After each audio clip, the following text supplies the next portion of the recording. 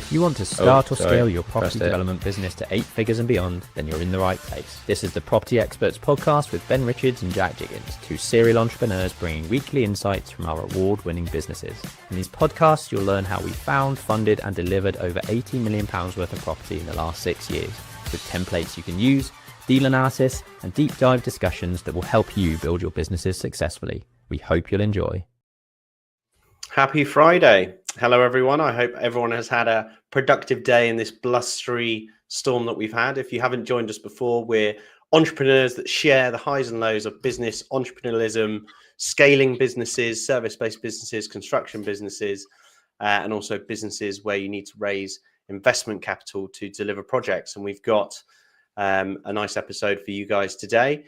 As a bit of a backstory of our goals and why we do these episodes is we help others hopefully not make the same mistakes as us, but our vision is to try and get to 1,000 homes, which is £1 billion worth of property in our delivery. So we're chipping away at that. I think we're 10% away of the way, which is nice. Just got a 10x, as Grant Cardone would say, and crack on. As always, we'll be sharing the agenda shortly, but we have some opportunities to partner with some potential investors at the moment. We've got probably more than normal just because we've got a few refinances and also some segmented deals that we are open to investment. So if you would like to just have a one-to-one, no obligation phone conversation or Zoom or even face-to-face, reach out to us and we can sort of explain how it works and go from there. So today's episode, it's the 3rd of October. Don't know where this year's gone.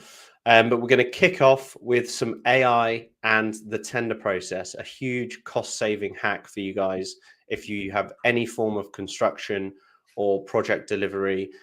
So make sure you stay tuned for that.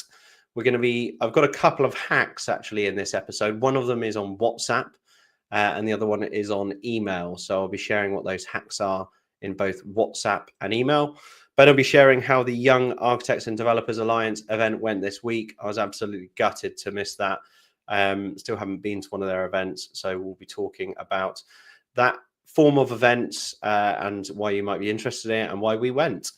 I'll skip the email part because that was mentioned earlier, but we're going to be talking about Get Britain Building Again and how the planning authorities stifle any growth or any progress. Or it feels that way sometimes. So if anyone feels like planning is a pain, we hear you. We feel that way as well. And we're going to be talking about the planning process. We'll be talking about a viral video on one of XP's projects, but posted by Central Suites. Quite a cool one, really. Just a little bit of I suppose, a gap in the clouds that we really did excel in one particular platform. But we're going to be talking about potentially thinking about going viral if you are well into your social media and how you can do that. And then we'll close things out with our Muswell Hill project update. I've just seen some photos. It looks pretty amazing, which is our 9 luxury flat scheme in North London that we'll be going through. And there's a question as well, but you can ask questions live. It doesn't cost you anything. You can see if you can catch us out, or if you've got a bottleneck in your business or in any of your projects, throw it at us because we would love to see if we could help and answer it. And nice. There's Ben. Hello, everyone. And I can see that there are 3 people currently watching on YouTube. Drop us a thumbs up right now. And if you're not already subscribe, and drop a comment down below. Let us know who you are, where you're tuning in from, and what type of business you run. And we can, get some commentary going as we progress. So point number 1, AI and the tender process. I've had lots of conversations internally with Aura this week, with Graham and Richard, if you're tuning in, thanks for introducing me to Claude, because I hadn't really used Claude before. I've always been a sort of ChatGPT kind of guy, but Claude, from a tender process perspective, seems to actually have way more insight and be way more sort of, I guess, accurate, or be able to process tenders really, really well. I mean, ChatGPT does a great job, but I was blown away by what Claude did or does. So this is just a shout out to all developers out there, all architects, anyone that has tender returns that they need to compare and contrast. A QS might cost you, I don't know, 1,500 quid to run a tender process for you or analyze some tender returns. With AI, ChatGPT, Claude at your fingertips nowadays, you can literally do it within seconds. And every single thing that I've put into it, I can rarely find things that I disagree with in terms of the breakdown that it comes back with, the pricing that it spits out, albeit on one of the ones recently, it was coming out at £625 per square foot for a new build in Southwest London. The reality of that is that the QS cost analysis that our client has paid for actually came out at pretty similar amounts. So I don't really know what's going on out there at the moment, but who can afford to spend £600? You can't buy property for £600 a square foot in most areas of the UK. So to do a new build in Southwest London for that amount is just ridiculous. Ultimately, where Claude thinks it should be, and where I think it should be, is more like three and a half. Sort of £350 a square foot, somewhere around there, or ranging from 2,750, 3,700. But I just wanted to show you the output, the types of things that you're expected to get from Claude. This is just some generic sort of prompting that I'd done with Claude, saying that, or I say it was Graham. Can't lie. We're building this type of new build house. This is the size of it. Bit of blurb around where it is and what type of property it is. What would you advise on build costs at this stage? And very quickly it comes up with, this is the size of it. It's 3,983 square feet, so just under 4,000 square feet, and it estimates somewhere between 2,400 and 3,000 pounds per square meter for build costs. Lower end would be 2,400, upper end 3,000 £3,000 per square meter. Professional fees coming in at around 12 to 15%, which is typically what we would expect in our developments. Site infrastructure of utilities and ground conditions and things like that. Digging trenches, that sort of stuff, 40 to 80,000 pounds, and then a 10 to 15% contingency on top of that. So that was the sort of generic, very quick guidance of typical costings in the areas, and based on the information that we gave it, very limited information. Now that's great, and that's for any developer starting a project. You should be using this straight out of the gate with your initial appraisals to get some high level information, typical information for the area. Now where it gets really interesting is where we uploaded the floor plans of the project into Claude, and the information off the back of that is, this is what blew me away, whereby within literally seconds it's coming back and saying, oh, I can see you've got a basement, I can see you've got a wine cellar and a sauna in there. That means you're probably aiming for a high standard of finish. I can see that you've got six bathrooms. I can see that you've spec'd a fire suppression system, you've got PV panels on the roof. Like, all of that information is plucked out of the plans to then refine the costings to something which it thinks is more realistic for the type of project that we're doing, and that range from 2,700 to 3,200 pounds per square meter. And I think that is probably where it, at the upper end of that, I think is where it probably should be. But all of this is done in 2 seconds by providing it your drawings. It can tell that there's a complex roof structure with dormers. It can see that there's a basement with a wine cellar and a sauna. It can see that from the quality of finishes that are specified, i.e. some York stone paving, some standing seam metal cladding. All of this helps it work back to a more refined costing. It's still given a range, which I'd kind of expect, depending on what type of tender and contractor you're bringing on board. But use Claude, use ChatGPT, throw it as much information as you can, even drawings. It's not just about analyzing a tender return in a spreadsheet and then picking through the numbers. You can literally give it planning drawings, detailed design drawings, interior design specifications, and it will be able to pick that apart and really refine its understanding of what the project is.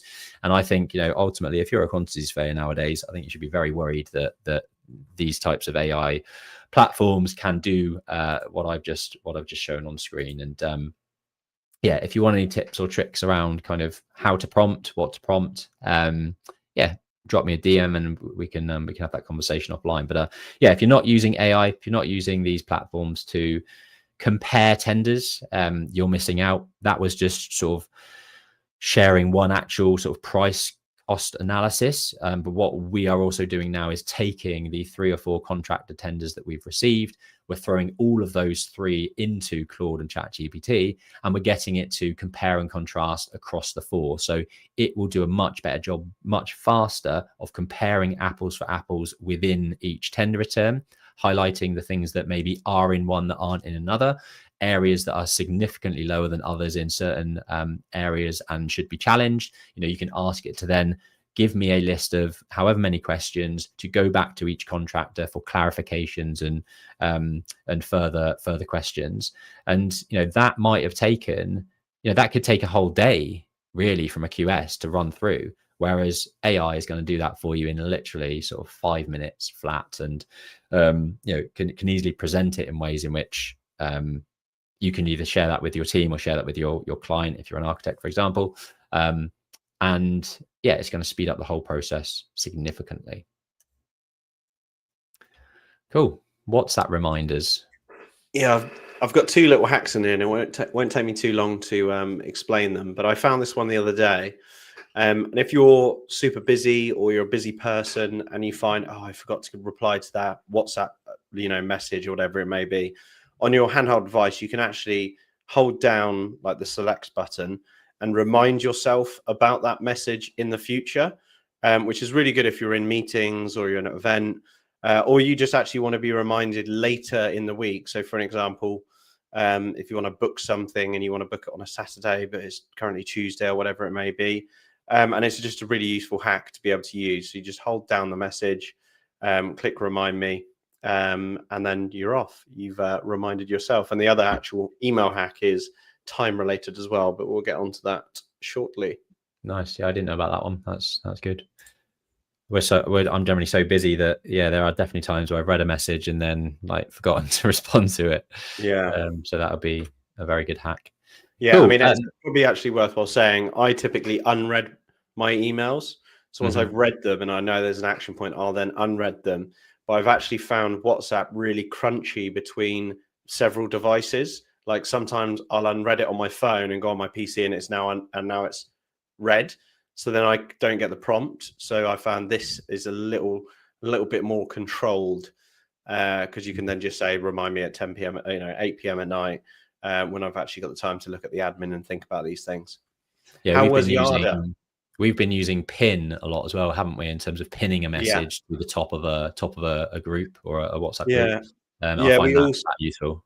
We also do in our company WhatsApp groups, in the description, there's general links, forms of order or lockbox codes or access details or addresses, or if we have a WhatsApp chat for a site, we'll do the access details of the code in that WhatsApp in the description. That's really useful as well.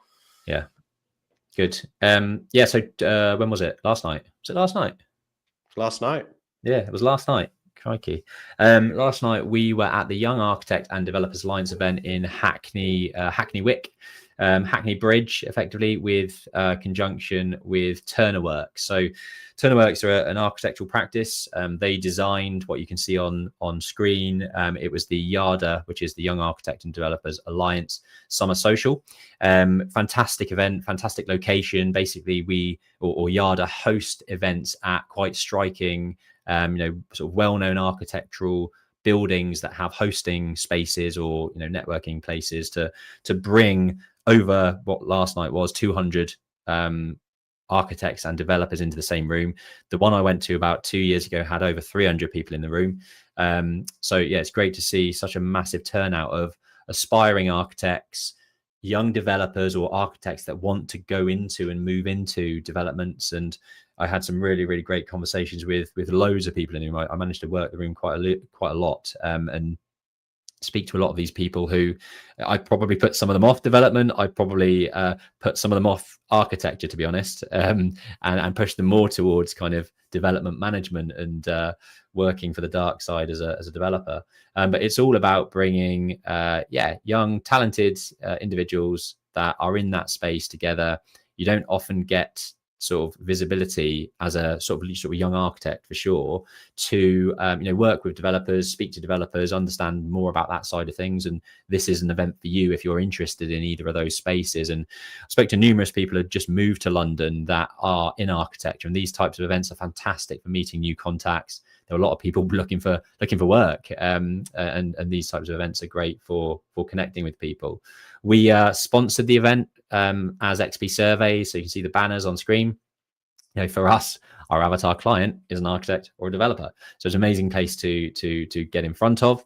We had some goodie bags to give away with notepads and pens, and what really went down well was the tape measures, the branded tape measures. They went down a storm. So hopefully we'll have a lot of those sitting around on architects' desks going forward, and somebody's going to pick it up and see our logo and reach out for some surveys, and we can do some business together. And I think the return on what we spent to buy everyone pizzas and beers last night was is going to be well worth the money. Looking forward to seeing some of those roll in. I had to give a sort of 3-4 minute spiel around XP Surveys and what we're there for. Very sort of timely compared to the last week's topic of public speaking. This is exactly the type of thing that I didn't like. As soon as Sam, who organized it, came over and said, "Oh, we're gonna get everyone's attention soon, and you can have a couple of minutes to explain things," I started dripping with sweat. It was like, shit, now I've got to actually talk in front of people, no slides behind me, no nothing, just off the cuff. And I realized as soon as I put the mic down that I don't think at any time did I say that we do measured building surveys and topographical surveys, which was disappointing. I sort of loosely went around it and suggested how we work well with architects and we tailor our service for them, and it's been built via from an architectural practice and the developer knowing what they need. And I think I did a good job of selling it from that perspective, but I don't think I actually mentioned the main services that we do provide. But you'll see the banners and stuff are up around the place, and I managed to speak to quite a few people about who we are and what we do, and most people picked up a goodie bag. So we hopefully will see some work come off the back of that soon. But it's a fantastic event. If you are below 35, if you are an architect or developer, make sure you check out Eventbrite. Go and look up Yada or the Young Architect and Developers Lines for their next event, which I think there is one in late November. So head over to Eventbrite, check that out. It's a great event to get to. So big shout out to Benny and Gareth for introducing me to this, for Martin, who's the founder. However many 7 or 8 years ago he started this to try and bring architects and developers together from a young age as they're progressing through their the graduate lives and into the industry. Not much else to say about that, but sign up if you are interested in it. Cool. And on the 28th of October, between 10 and 2 p.m, we are hosting an open day at our Muswell Hill site in Colney Hatch Lane. There'll be a link down in the description for signing up and registering your interest. It's 9 high specification apartments. The top two floors will be finished by the 28th of October. So you'll get to see how stunning those flats are with all of the home automation technology and the lovely finishes that we've put in there. And the basement and ground floor is going to follow 3 or 4 weeks after that into November. But we'll be doing a big launch day after the investment open day when the site is fully finished. We'll have show furniture in situ. We will hopefully have launched fully on Rightmove by then with all of the show furniture and show flats completed. Have it looking tip top, ready for getting some sales through the door, hopefully. And hopefully these will sell fast because it's a big lumpy piece to get told. The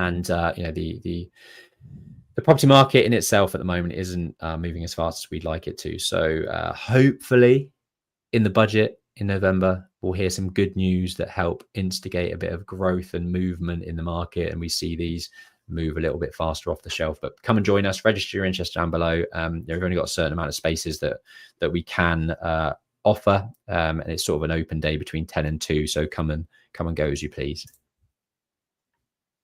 Another time hack with technology. So there's actually 2 hacks on here, predominantly for the Gmail users, which I know is quite a large population of the email and market. But Similar to the sort of the remind me, I use delayed email sends quite often, and it's really useful if you're bidding on a site and the bid has to be in before midday. You can draft the email, get it ready, and then schedule the send at sort of 11:55. The last thing I think you want to be doing on sealed bids is going in really early, because if then someone else has got a really good relationship with the agent, they might give them a tip off of where the first bid is, so on and so forth. So also very useful if you might want a team member to action something in the morning, but you email them at like 1 a.m. Because you're burning the night oil, getting some work done. You can then actually delay that till sort of the next morning or even the next afternoon if it's not that urgent. You can also delay send things to yourself. So if you want to sort of rehash something or relook at something, you can delay the send, so when you go into your inbox, it's there. So it's a little like drop down arrow button in the bottom left near send, and you can pick a date, a time. It really does go into that much detail. And on the right hand side, and Ben, I don't even know if you knew this existed, in Google Drive, you can actually open a Word document and click draft an email. And it just gives you more, I suppose, professionalism to pull that email together. And essentially what you're doing is you're creating an email draft within a Word document. You could put images, attachments, drawings, text, write-ups, CC the people in within the Word document. And then when it's ready, you can actually click send, and it will send it from your Gmail account. So when you're sending quite a professional email and there's a lot of information to get across, rather than having this little pop-up banner email that's stuck in your inbox, you can have it as a proper tab and work through that tab to create a really well-polished email draft. So 2 really useful tips that I use in my emails, and I thought it'd be useful to share. Nice. I mean, when do you use the delay? I don't really see any need for it. When do you use a delay? Bidding on a site with a deadline. So if it's 12 p.m. to get a bid out and I'm out and about, I'll get the draft offer ready, and then I'll delay it to 5 to 12. Also, if another example is like some golf courses, you can only book the courses 7 days before, so you can schedule a send to send the week at 9 a.m. before you want to book a tee slot. I often delay a send to a team member if I don't think it's urgent and I know that they've got a lot to be getting on with and I don't want to clog their inbox with that. Yeah, I'm sure there are more examples. I don't use it all the time, granted, because I just send the email. But I do use it. I've rarely ever used it. I just, even if it's 1 o'clock in the morning, it gets sent at 1 o'clock. It's just get it out there. And if it's in somebody else's inbox, it's no longer in mine to worry about. I actually have a really good other example. Sometimes if you're negotiating over email, it's not good to reply immediately, because it kind of makes them sweat. So say, for example, and also sometimes if I speak to people and I've already got that email draft, let's say, for example, I speak to a third party and I've already got the email drafted of all the different businesses and, a little bit of context in the email, I'll delay that an hour because then it looks like I've just copied another email and sent it to them. Whereas if I think I've spent a lot of time writing it, I think it has a little bit more value. That is one where I have contemplated, but ultimately I've just pinged it across anyway. But yeah, cool, good hacks. Get Britain building again. This is always plugged at the moment with the government to get things going, and we're being lazy as developers and not pushing forward, and we're land banking, we're not delivering, and ultimately it's bullshit as far as I'm concerned. But there was something that happened this week with our scheme in Abingdon, our High Street scheme, which was the old Halifax Bank, where we've got the rear planning application in, which is to convert and extend the rear part of the building into 4 flats. We've got the planning approval on the listed building consent to the front of the site to convert to 3 HMOs, and the retail space is currently being sold. So I was focusing on the rear. I had an email from the planning consultant, which was a great email in terms of, here's a list of planning conditions that the planning officer wants to put on your planning approval. So ultimately, we know that they are minded to approve it, and now they're just dotting the I's, crossing the T's in terms of what planning conditions go on there. And this is something that I implore everyone to make sure that your planning officers do for you is they send you a draft copy of the planning condition. I don't know if it's like a legal requirement or whether it has to be sort of requested, but I don't see it on every single scheme. But when it's important to do so, I will always try and request before they send that decision notice out that we do get to see a list of those planning conditions. And this is why, because ultimately almost, what was it? What have I got here? 4 out of the,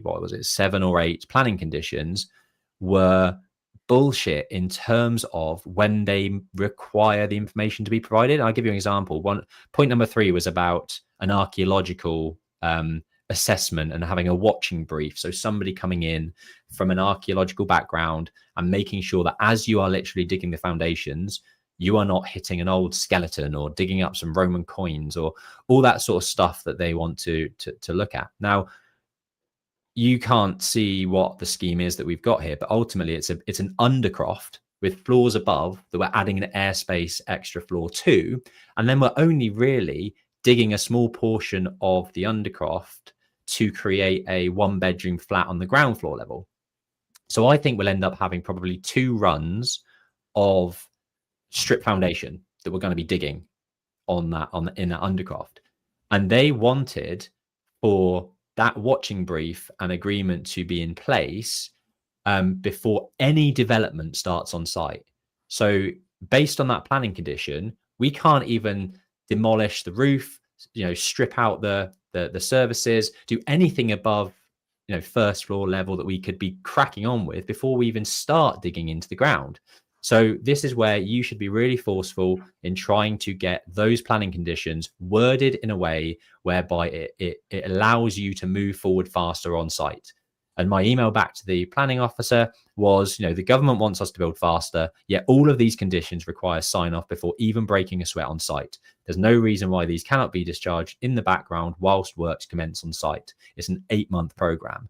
So, what you're trying to do is speed up your start on site, speed up the time frame in which you can get planning controls, planning condition sign off, and crack on with the work whilst all of that stuff is happening in the background. So for the archaeological dig, I wanted them to change their wording to prior to the commencement of any below ground works, because that's really all it's relevant to. There's no reason why we can't do any works above.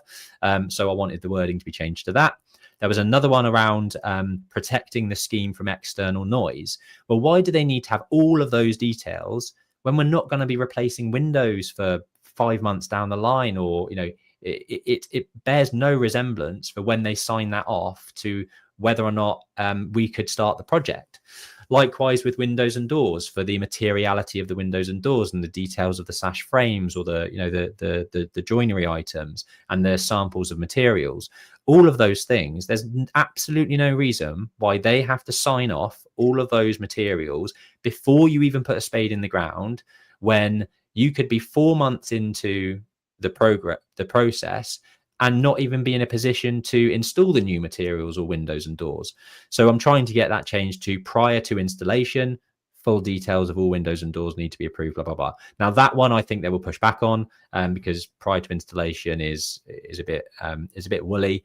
But ultimately, even if it's like a prior to fit out or prior to something that is further down the line in terms of our build program and isn't reliant on us getting full sign off from the planning authority before we even start works. We want to be getting the planning approval in place, getting the tender documents created, getting our builder to agree a JCT contract, and then be on site within, let's say, 2 months of getting the planning approval. We don't want to then have to wait 4 months for the planners to drag their heels in signing something off that we're not going to be installing for another 8 months anyway. So that's top tip in terms of what you should be looking to do, getting planning officers to give you the draft planning conditions, pushing back on everything you possibly can to delay some of the sign-offs, to allow you to get started on site and get Britain building again faster. There you go. You went viral. Yeah, I was just why aren't we playing this video? We should have. I mean, we can. I would recommend people go over to the social media channels. It's now on Instagram and TikTok. Yeah, let me see if I can find it. It will get more views if they go over there and have a look. True. And then follow and like and subscribe all of our social media channels. You don't need any more views on this one. Yeah, but just by complete potluck, really. I didn't even know this video went out, and I don't think my brother did either. But it's basically a pretty candid video that my brother recorded at XP Properties site in Longhambra. And I'll explain the video, and then we'll talk about going viral and sort of how you can focus on different channels and avatars and different media platforms and then different media types. But essentially, it's a video of my brother panning his camera to this spy hole in a front door. The front door is brand new, and that's why there is a spy hole in there.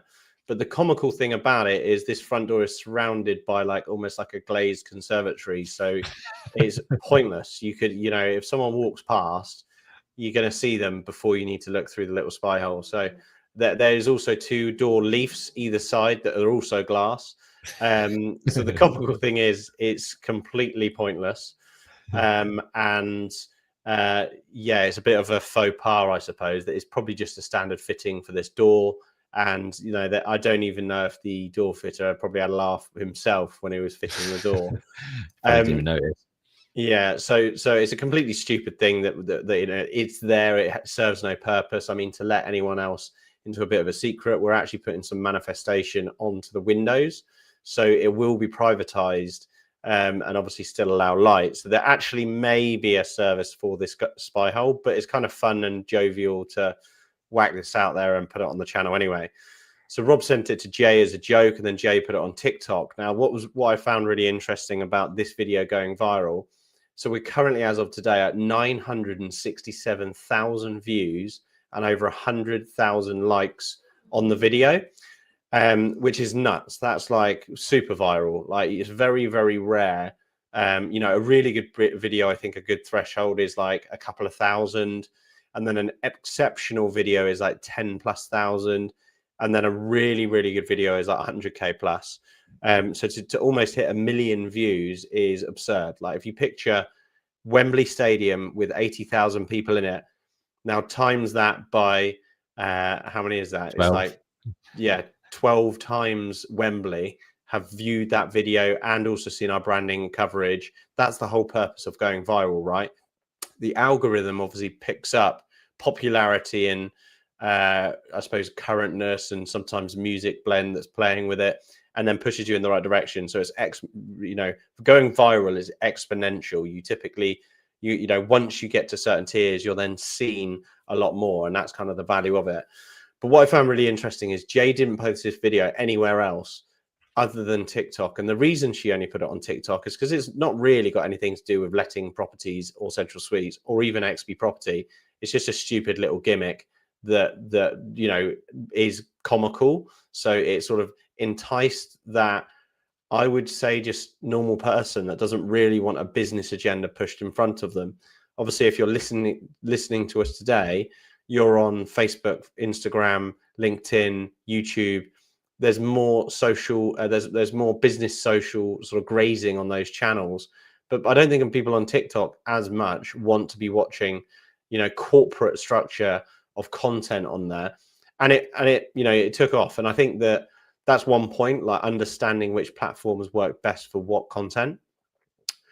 And then point 2 is this is probably one of 50 videos that we've continuously uploaded to the channel and not really had much interest, incrementally had organic growth, a couple of followers a month on our TikTok channel or even our Instagram channel. But this has obviously boosted it and boosted the depth of our platform.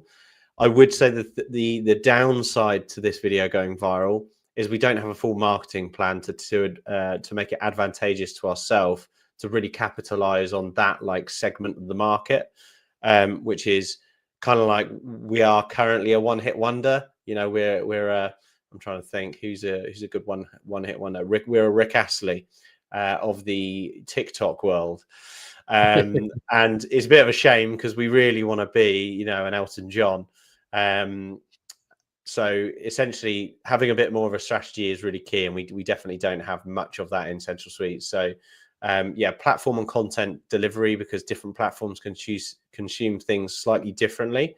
and this wouldn't have gone viral on other channels.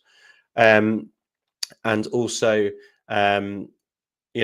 thinking about the sort of processing, making sure you're getting content out there, because if you don't post a video, you know, it's almost like you got to be in it to win it. If you don't post the video, you're not going to go viral.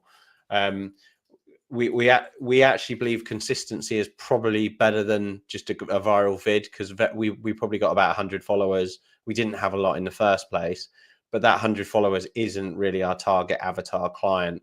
It might be probably more noisy. Like if you go through the comments on this video, it is just not one of the comments means anything from a Central Suites perspective. It's all like someone says, "I don't get it," and then someone else is like, "How can you not get that?" And then there's just this 20 thread back and forth, and I'm reading it. I'm like, that's not benefited our business. But the consistent posting of building the right demographic into your audience is really, really key. So you'll hear people talk about the sort of like actual clientele that are following them, and then also the engagement's really important, because it's all well and good having thousands of followers, but if you have zero engagement, it's not that great. I actually know a young lady who's quite good looking, had a huge following. I think it was like 50k plus, but her viewership on her videos was like 120 views on a video, and I'm outperforming that with a lot less followers. So the engagement on her channel was obviously pretty poor, and didn't have much purpose or value on that particular channel. So that's a key thing to think about. Nice, good stuff. Cool. Just an update on our Muswell Hill project. Just to go back on the open day on the 28th of October, this is what you'll be coming to see. And obviously it will be far more progressed than this. But this is where we are. So the scaffolding will come down soon. You'll see on this photo in the background that the front of the brickwork has now been chemically cleaned throughout, and all of the window surrounds have been painted nice, fresh white. So as soon as that scaffolding comes down, I'm super excited to see, you know, that fresh new look that we've given the property, and I'm sure there'll be a lovely before and after shot that I'll pull up to show that. It just looks, so much more vibrant. The brickwork has been stripped back to kind of the original, and it's going to look incredible. Middle photos of the bathrooms. I really love the bathroom tiling, the sort of marble tile, bit of pinky black kind of tiled finish that we've got. We actually changed tact halfway through, because our original tiling wasn't like that, and it was actually more like a vertical brick tile, which looks lovely, and I've actually got it in the ensuite literally right next to me. It looks great, but it wasn't right. It wasn't the right spec for what we're trying to do here, or the right sort of clientele in terms of the offering. So Gabby and I, met with the agent on site. We had a couple of samples that Gabby from Aura Architecture and Interiors put together, and we decided to go for these instead. And I'm so glad we did, because they look amazing. And then the image on the right hand side, you can see that this is the basement level. This will be one of the bedrooms down in the basement, with a nice bay window, French doors out into a terrace, little recessed terrace, formed by part of the retaining walls to the front parking area. And that will be skimmed next week. So all of the tacking and the plasterboard has been installed at that basement level. We'll start to see the skim coat go on next week, with the first mist coat of paint, and that will start to brighten it up, freshen it up, and get it much closer to completion, which will happen in sort of 6 to 7 weeks time. So really happy. The lift has gone in yesterday and today. The stairs are in. The Loxon home automation technology is starting the second fix now, so we'll start to see all of the switch plates and the lighting go in. Over the next 3 weeks, it'll be all guns blazing on those top 2 floors, which is 5 of the 9 flats. And we'll start to see the exteriors coming together as well, with hardcore laid to make the outside space look a lot tidier as well, and the scaffolding come down. So super excited to see that one. Super excited to show everyone around on the 28th of October. So make sure you register your interest now. Cool. We had a couple of pre-sent in questions, which we'll come on to. And I can see that Lewis, you've put a question down in the YouTube comments, which is amazing. So anyone else of the 5 people that are live streaming it now on YouTube, get your questions in now, because we do have an extra 10 minutes to go through some of your burning questions around business, property entrepreneurship, that type of stuff. So the question from Alistair, this was based on last week's one of last week's topics, I imagine, which was around the fire strategy in Colney Hatch Lane and the issues that I talked about with building control wanting us to pay our third party to provide a design and then provide building control third party fire engineer an extra $4,500 to review our third party's design and sign it off. And it's ludicrous, but definitely check out the video from next week to get some insight into that. And Alice has asked, which building control inspector was this, just so I can avoid them like the plague. I think I did mention it, but it's Stroma Building Control. They're actually massive. You know, they're UK wide, nationwide. They've recently, over the last couple of years, merged with a couple of other big building control bodies. JHAI, I don't know, whatever it's, however you say it. They were merged into Stroma about 18 months ago. So they're acquiring other building control bodies. I think they maybe stretched too far, to be honest. They don't have the resource to cope with a lot of the stuff that's thrown at them. And they seem to have very, very rigid idea of kind of how their process works and no real pragmatism around things nowadays, which, to be honest, I can't badmouth Stroma. On the whole, I think generally as a building control or registered building controlled approver, now as they're called, that they're all sort of in a similar boat. I think they're all to a certain degree finding their feet since the Building Safety Act, since Grenfell. And they're all erring on the side of caution with absolutely everything, which is no good for us. We want some pragmatic approach. We want to have an open conversation around the real risks around things. And when we've got a principal designer, a third party specialist, a client and a principal contractor that are satisfied with a design and a strategy, why do we then have to bring in an extra third party and pay $4,500 for the pleasure of them basically sort of agreeing to it? So it was Stroma, but we've used Salus on another site and had similar issues. There's a couple of new ones that we're going to be trying out based on some recent leads, I guess, or leads and needs and intros from some other people that have had, I'd say, less issues with the building control body. So we'll give them a go and see how we get on. Cool. So we've got some questions coming in. Thank you, Lewis. I'll do this one. You can do the next one. Sure. Hi, Lewis. Thanks for watching and thanks for asking questions. So the question that Lewis asked is, how do you secure a deal when agreeing something subject to planning? Is it done on a gentleman's agreement? So first off, there's two types really of buying something subject to planning. You can either do a conditional purchase, which is where you actually exchange your contracts. You typically, in the conditional contract, you would do the conveyancing up front, get the contracts drawn up, and you will exchange with a condition to planning. I'd recommend that it's satisfactory planning to your satisfaction, because if you go and get, let's say you're going for 8 houses and you only get 2, you might not then want to be contractually obliged to buy that. Equally, if you go for 8 and there's a huge Section 106 cost that you weren't expecting, equally, it might not be viable to buy that. So I'd make a conditional purchase with the consent being basically to your discretion, so to speak, which makes it a lot more flexible. And that is a conditional contract. You are legally obliged to buy the property if you're contractually bound in that point. So what a lot of people like to do is agree option agreements, which is essentially where you have the option to purchase that land within the time frame of the option. There's no relative amount of time period typically to the actual consent, whereas the conditional contract, you might have 90 days, 30 days, 60 days after the consent is achieved with a long stop date. So an option is definitely more flexible. Often an option is a lot cheaper as well. The problem you may find with an option agreement is, one, when the seller understands what an option agreement is, they understand that you can walk away. Is one potential pushback you might get. And number two, you haven't done the conveyancing on the land, so you haven't necessarily engaged all of the searches and surveys and all of the details on the land. You can still do that with an option, but typically with a conditional contract, you need to do that to draft the contract to limit the risks. So one's slightly more expensive, one's not. We have never done it with a gentleman's agreement.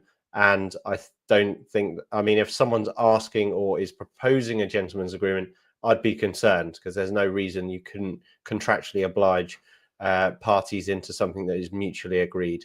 So I would avoid any form of gentleman's agreement.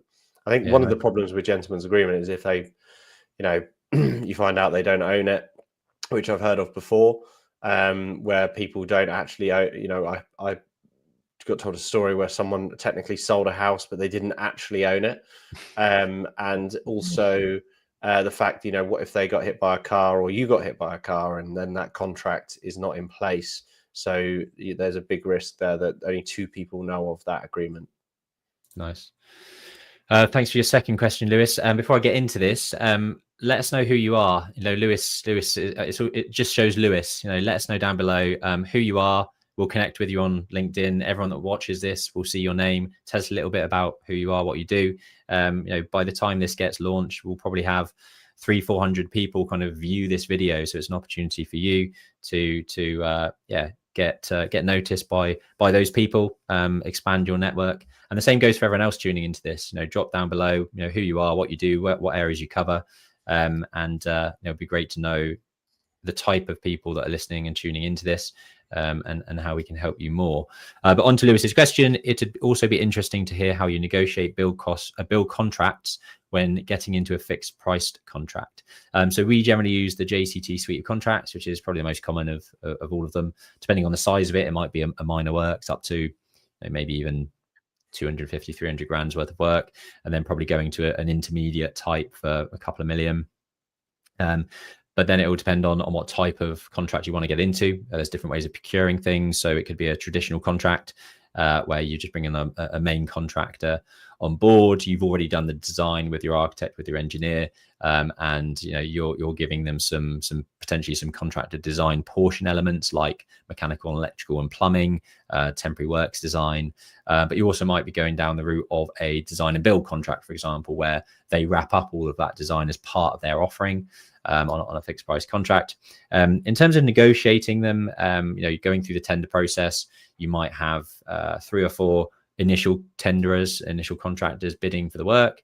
You then shortlist and streamline that down to probably two chosen parties to take further discussions through with, and then you generally be kind of batting them off against each other, really, in terms of the rates that each of them charge, what's been included and what hasn't been included amongst them, and at the final before getting into a contract, I'll probably then say, look, you're at 1.74 million. If we can get this down to 1.7 million, we'll get this into contract and we'll move things forward. And normally what that means is a directors, how does it normally go on a tender? It is a line item that says something like, directors discount or something like that. Speaking to the director of the contracting company, they offer you a 40 grand discount to win this 1.7 million pound contract, and that'll be sort of the final nail in the coffin to get things moving forward and into a fixed price contract. But I mean, there's various ways that you can procure things. It's a very, it's not even my main skill set. That sort of quantity surveying, contractual negotiation side of stuff, but I've done enough of it to sort of know things you should look out for and things you should try and weave in there. But make sure you've got a good QS on board to work with you to help with that process, and you'll be all good. Yeah, I would say you can actually be candid with a QS or even someone that can help you negotiate the contract that has the experience to say, look, if you can help me save and negotiate this contract, you can kind of benefit from that as well. So you kind of, even if you're paying the same value, you've got that consultant on board, making sure there's no risks. Yeah, tidy. Good stuff. That's us. Anything else from you? No, had a great day of golf today. Nice. Best game I've played. There you go. That's important to go into the weekend with that. Yeah. Good job. I realised that I've not had our our standard. What is it? Oh, that's what you got. Just my golf outfit. Yeah, winners nice. Golf outfit. Winners. No, I didn't win. We drew. Right. Well, have a good weekend, everyone. Get your questions in for next week because questions like Lewis just asked are amazing just to talk about off the cuff, and you get some insights into some of the things that you want to know about. So get your questions in, and speak to you all next week. Have a good one. Chat to you later. Bye. Bye.